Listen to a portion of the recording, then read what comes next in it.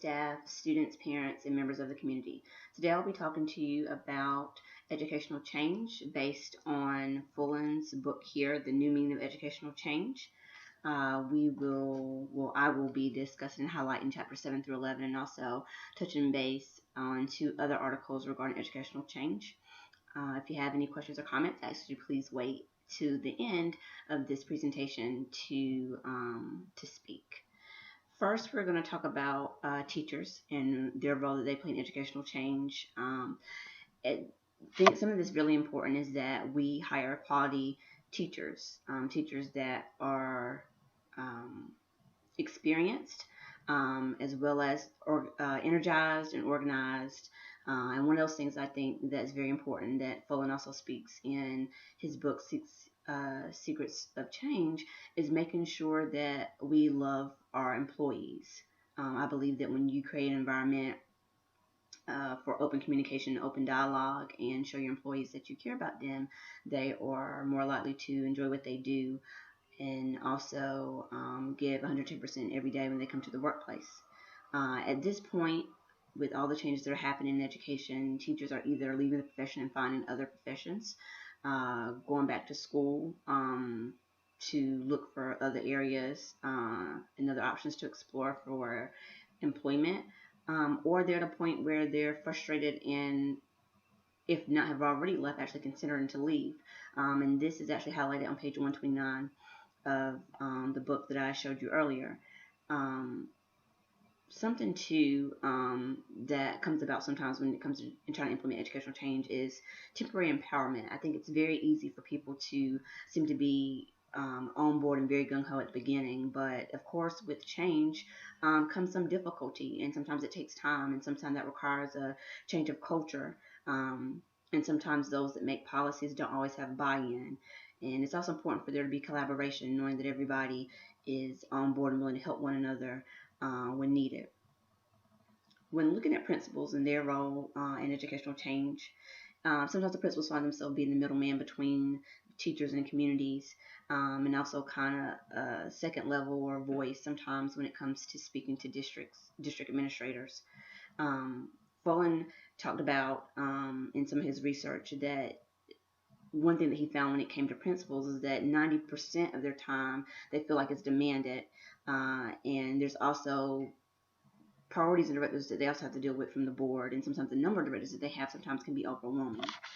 When looking at effectiveness, they talked about there was 61% decrease in principal effectiveness, about 13% was the same, and 26% was an increase. I think it's one of those things where sometimes principals find themselves in a very unique position, and sometimes know that they have to follow policy and sometimes to be that voice for the district administrators, while also listening to the concerns of parents and the community.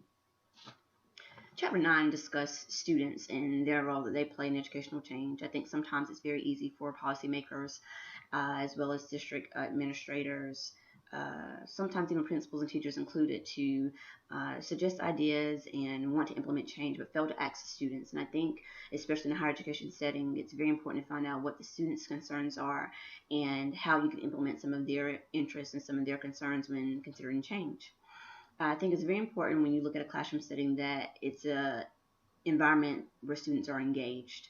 I also think that you have to not only teach the student, but also think about their mind as well as their hearts. In higher ed, I currently work at a small institution where our theme for this year was home, and I believe sometimes when you deal with students in the classroom, whether it's K through 12, community college level, or at a higher education level at a college or university, I believe that you have to find out what drives and motivates the students, and also realize that sometimes you may be the biggest support the student has. And I think that's a very important thing to consider when you're looking at educational change.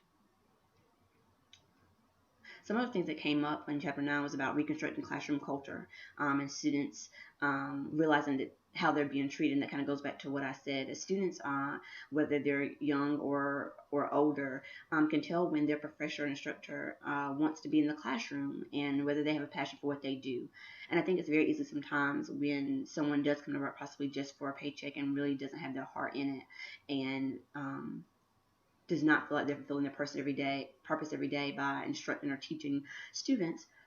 A student can read and tell that, and sometimes that causes students to be unmotivated and less engaged in the classroom when they themselves know that um, the teacher really doesn't want to be there. Some things to look at when you're reconstructing school culture, like I talked about before, is that making sure that students can have an input and talk about how they feel like they can improve. This is on page 189.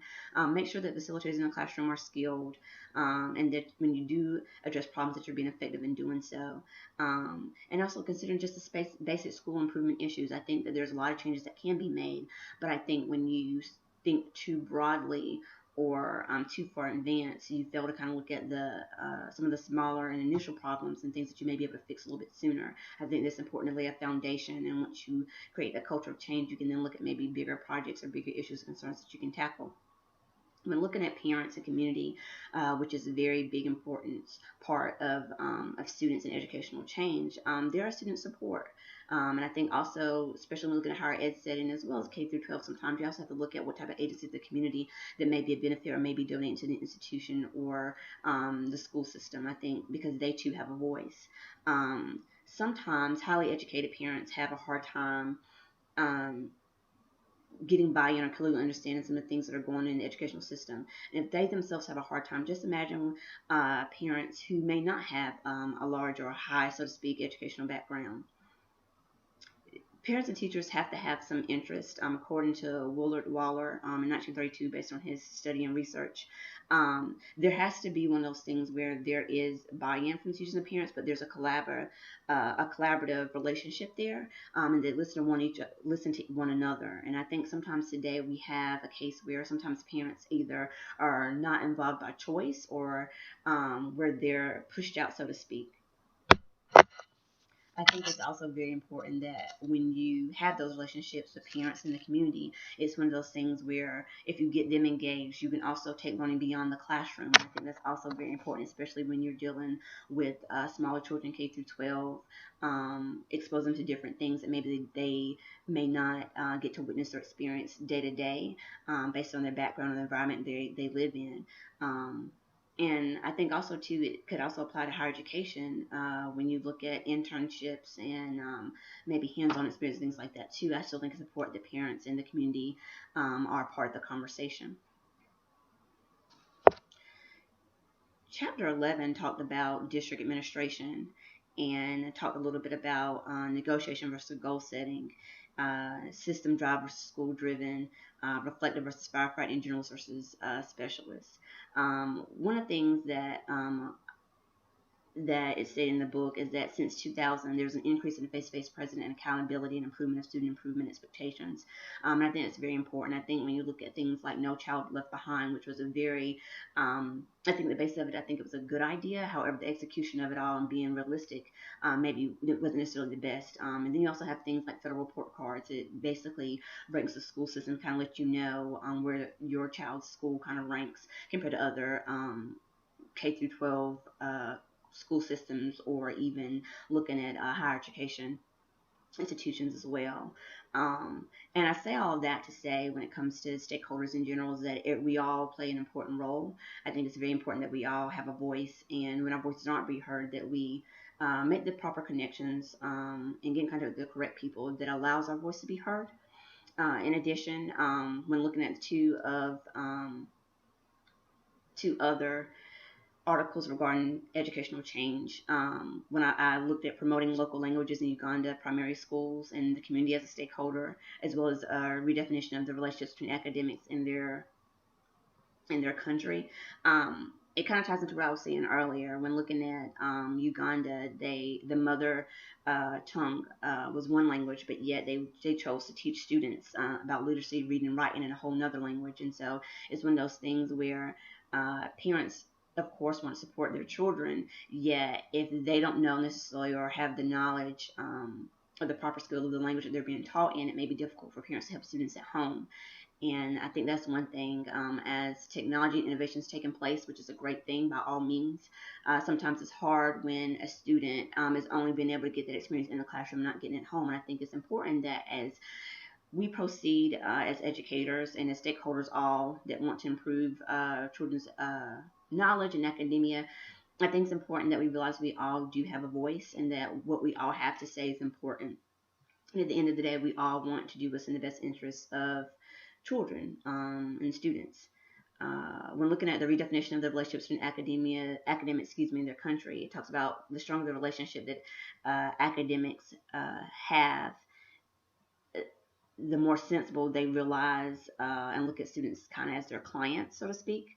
And one thing that I often say is that students are not only our products, but also they're our consumers. And so I think it's important too that as funding is being redefined by stakeholders and senior level administrators as well as policymakers, um, sometimes it's not concise or clear or consistent, so to speak, across the board. You have private versus public, you have part-time versus full-time, and no two things or no two schools are per se alike. And that's not necessarily a bad thing in some cases, but I think that as we move forward, I think we definitely need to consider funding and what that looks like and how that affects students wanting to further their education. Um, I think it's also important that we look at things like assessment, which I think we do somewhat of a good job, but I think we also need to be realistic. And so, as we move forward, I want each of you to know, the equity staff, parents, members of the community, as well as you students, you all have a voice, and know that though you may have been silent in the past, you don't have to remain silent. Thank you. And if you have any questions, I'm more than happy to take them now. Thank you.